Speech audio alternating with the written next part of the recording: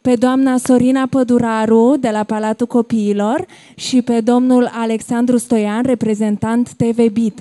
Haideți să-i aplaudăm și pe ei pentru că au o muncă destul de grea să decidă care copilași sunt cei mai talentați. Toți sunt foarte talentați, mereu spun asta pentru că ei se supără la sfârșit așa când văd notele.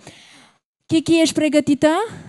Foarte bine, o să începem cu grădinița Căsuța Zânelor, prima grădiniță care a prezentat programul lor și o invităm pe Kiki să dea o notă. 10 pentru grădinița Căsuța Zânelor, prima notă foarte bună, ia să vedem nota de la doamna Sorina Păduraru. 10, bravo, felicitări! Și mai avem o notă pentru cei de la grădinița Căsuța Zânelor. 10, bravo, felicitări, felicitări pentru copilașii de la grădinița Căsuța Zânelor. Și să vedem ce spune Kiki pentru grădinița Surorile Providenței. 10, aplauze, felicitări.